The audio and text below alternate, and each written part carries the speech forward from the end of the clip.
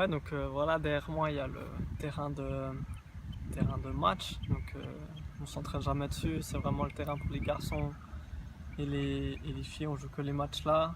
Et puis juste à côté il y a le bâtiment où on a la salle de physio, on a notre vestiaire, la salle de réunion, et puis on passe la plupart de notre temps, quoi.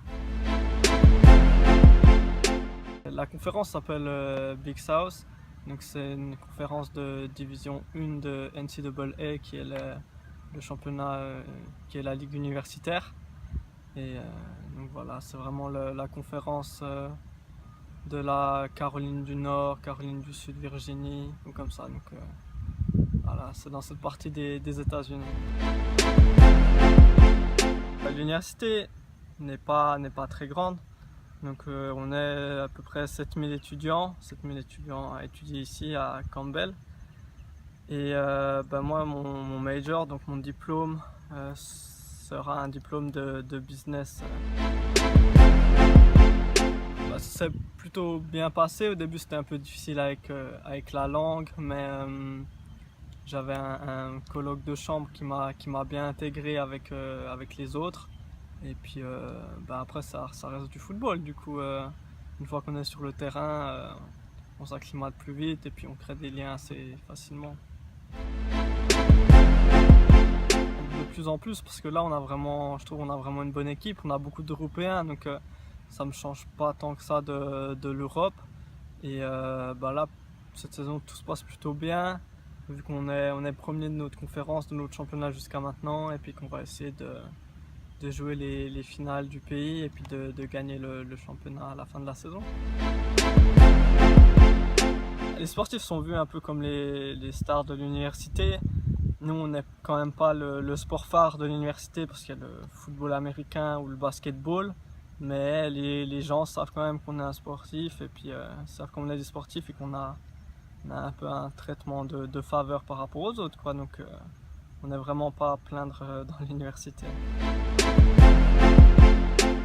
Il y en a au moins 6-7 qui viennent d'Angleterre directement, notamment parce que notre assistant il est anglais, donc il y a pas mal de liens à ce niveau-là. Sinon on a un espagnol, on a un italien, un joueur qui vient de Dubaï aussi, et voilà, c'est à peu près tout, quoi. Sinon le reste c'est des Européens, mais on est une moitié, je dirais, d'Européens et l'autre partie c'est des Américains.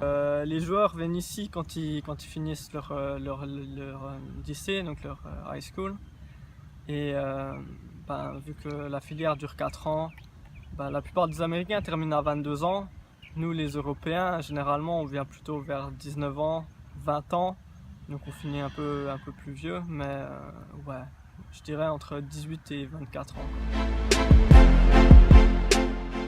Moi je dirais c'est les principes de jeu, parce que disons qu'aux États-Unis c'est pas forcément le plus important, ce qui est la technique ou la tactique, c'est plutôt le physique, et puis toujours se donner à 100%. Donc ça, je pense que ça me permet de faire la différence ici, d'avoir ce petit plus de ce point de vue là, et puis d'aider l'équipe à gagner. Donc je pense, ouais, tout ce qu'on m'a appris tactiquement, techniquement pendant les entraînements, ça m'aide beaucoup ici.